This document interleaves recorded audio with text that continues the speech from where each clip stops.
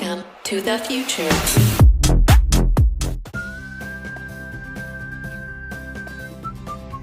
कि अगर मेरे पास 3 एंटिटीज हैं, अब वो एंटिटीज क्या है, जैसे कि फॉर एग्जांपल एक आपके पास प्रोजेक्ट आया है और उस एक पोर्टल का प्रोजेक्ट आया है और उस पोर्टल के अंदर आपके पास 3 एंटिटीज हैं। एक होता है सुपर एडमिन, एक होता है एडमिन और एक होता है यूजर। ठीक है, ये हमने 3 एंटिटीज में इसको ब्रेक किया। सुपर एडमिन के पास सारा एक्सेस होता है, उसके पास पूरे सिस्टम का एक्सेस होता है, वो कुछ भी कहीं भी जाके कुछ भी कर सकता है। ठीक है, किसी यूजर को डिलीट करना चाहे वो डिलीट भी कर सकता है, किसी नए यूजर को ऐड करना चाहे वो ऐड भी कर सकता है, ये सारे काम वो कर सकता है। इसके अलावा एडमिन जो होता है उसके पास थोड़े से लिमिटेड एक्सेस होते हैं, मतलब कि सुपर एडमिन से थोड़े से कम होंगे। ठीक है, जैसे सुपर एडमिन किसी एक एडमिन को भी ऐड कर सकता है, लेकिन जो सिर्फ एडमिन है वो ये नहीं कर सकता काम। क्लियर है इतना? तो ये हमने कुछ डिस्कस किया था और मैंने आपको ये टास्क दिया था कि अगर आप कंडीशनल स्टेटमेंट से इनको एक्सेस देना चाहो तो किस तरीके से दोगे। तो सिंपल जो है हमारे पास इस टास्क को परफॉर्म करने के लिए नॉर्मली कंडीशनल स्टेटमेंट्स ही चलती हैं। इफ एल्स चल रहा होता है या इफ एल्स इफ चल रहा होता है। तो हमारे पास अभी मल्टीपल जो है वो रोल्स थे, मल्टीपल एंटिटीज थी, तो इस वजह से हमने क्या चलाया, यहाँ पे एल्स इफ चलाया।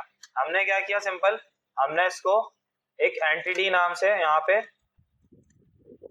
वेरिएबल बनाया, जिसके अंदर हम क्या करेंगे, हम यहाँ पे एक वैल्यू रखेंगे जो कि आपके पास एंटिटी का नाम होगी, जैसे कि सुपर एडमिन हो गया, एडमिन हो गया, फिर यूजर हो गया।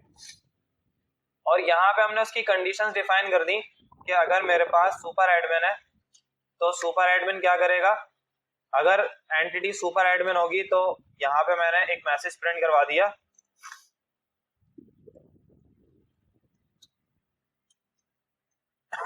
ठीक है, मतलब कि उसके पास सिस्टम का सारा एक्सेस मौजूद है।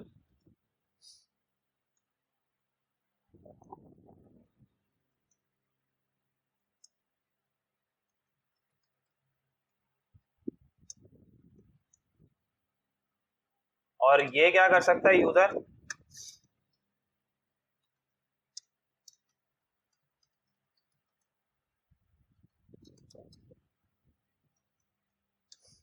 ठीक है, ये हमने इनको एक्सेस दिए थे सिंपल। अगर अब मैं यहाँ पे जाके एंटिटी को जैसे यूजर लिखा, तो यूजर जब लिखूंगा तो मेरे पास क्या आना चाहिए, मेरे पास ये आना चाहिए। और इसके अलावा अगर मैं यहाँ पे सुपर एडमिन लिखूंगा तो मेरे पास क्या मैसेज आना चाहिए, ये मैसेज प्रिंट होना चाहिए। ठीक है, तो ये हमने सिंपल जो है वो एंटिटीज को ब्रेक करके लिख दिया था। रन करने का तरीका क्या होता है, XAMPP पे स्टार्ट कर लेंगे, अपाची और MySQL। अच्छा, MySQL अभी ना भी करो तो कोई मसला नहीं है, क्योंकि हमें जरूरत सिर्फ अपाची की पड़ती है। जब हम डेटाबेस की कनेक्टिविटी करेंगे तो फिर MySQL की जरूरत पड़ेगी। यहाँ जाके हम लिखेंगे लोकल होस्ट, अरे भाई